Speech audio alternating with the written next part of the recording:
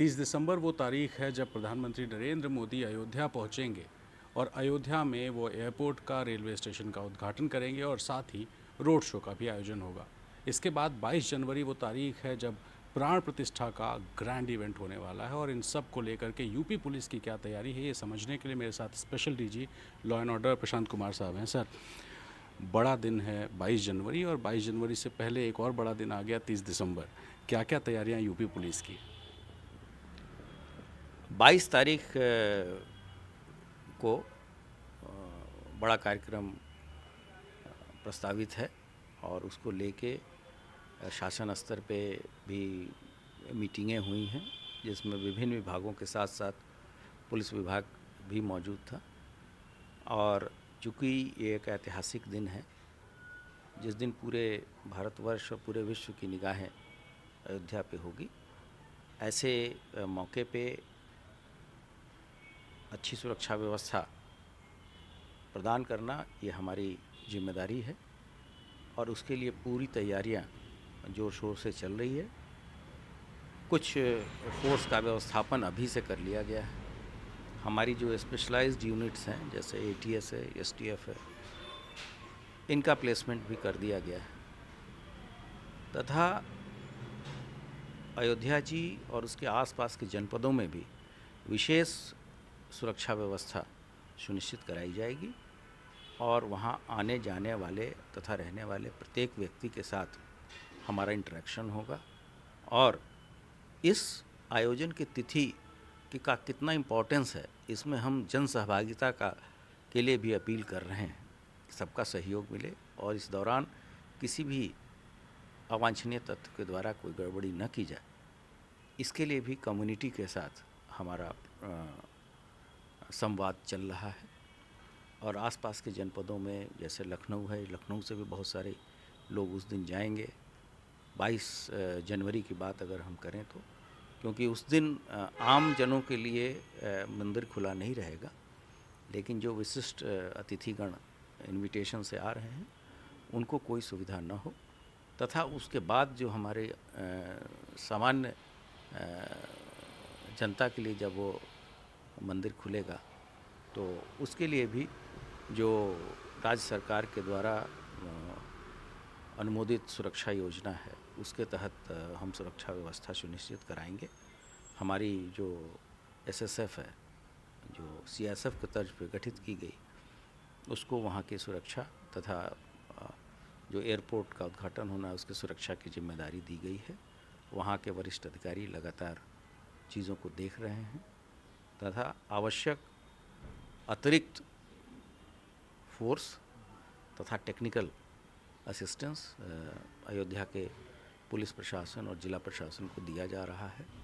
और जल मार्ग जो सरयू नदी है, वहाँ भी हमारी लगातार पेट्रोलिंग चल रही है और उस दौरान और बढ़ाई जाएगी।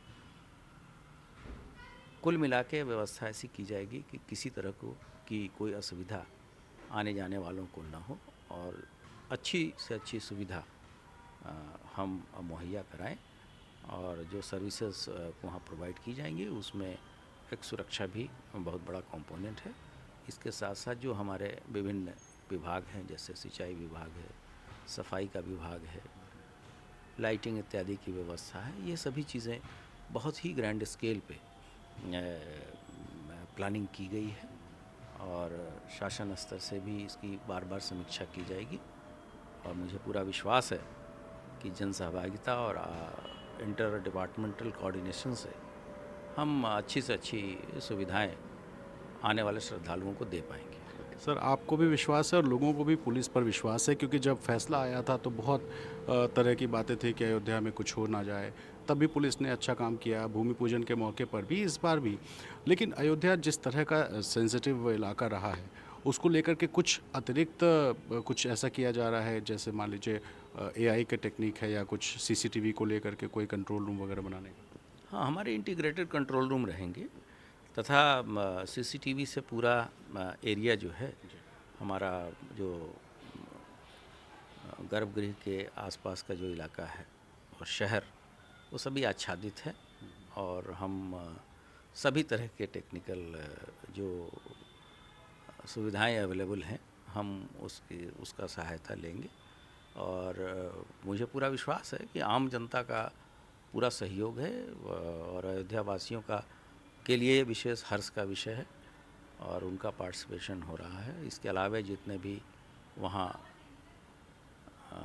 धर्मशालाएँ हैं, होटल्स हैं, मठ हैं, धार्मिक स्थल हैं, सबके धर्मगुरुओं के साथ भी बात चल रही है और सबका पार्टिसिपेशन रहेगा और सब लोग सहयोग कर रहे हैं और हम लोग ये सुनिश्चित कराएंगे कि उस दौरान किसी तरह की कोई गड़बड़ी नहीं होने पाए। बिना पास वाले लोग 22 जनवरी को तो अयोध्या नहीं रह सकते।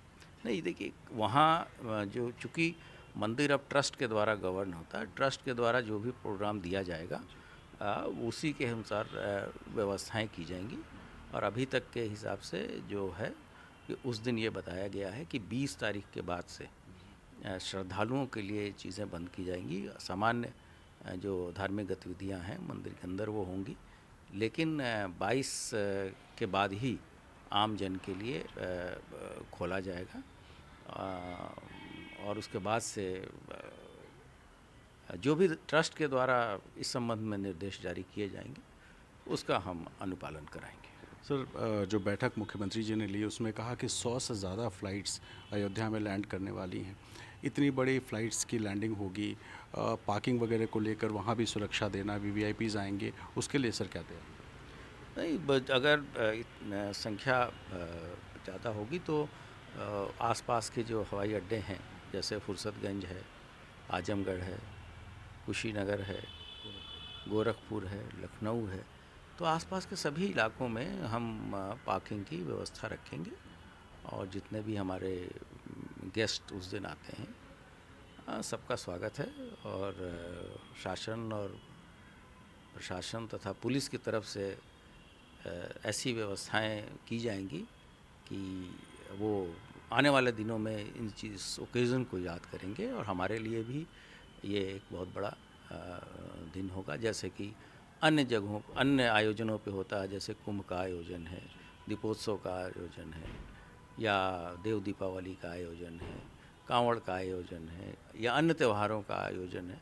सभी जैसे हमारे ईद होती है, बकरीद होती है, बहुत भीड़ होती है, तो हम लोग सक्षम हैं और हमारे पास इतना मोटिवेटेड और डेडिकेटेड फोर्स है जो इन सभी चीज़ों को बहुत अच्छी तरीके से कराएगी। सर, अगर 30 तारीख को आ जाएं, प्रधानमंत्री जब पहुंच रहे हैं एयरपोर्ट के उद्घाटन के लिए, उस दिन सर क्या खास होगा वहाँ पे? जो वीवीआईपी प्रोग्राम्स आते हैं, जो भी कार्यक्रम दिए जाएंगे, ये हमारी जिम्मेदारी है और हमारी ड्यूटी है कि हम उसको सकुशल संपन्न कराएं।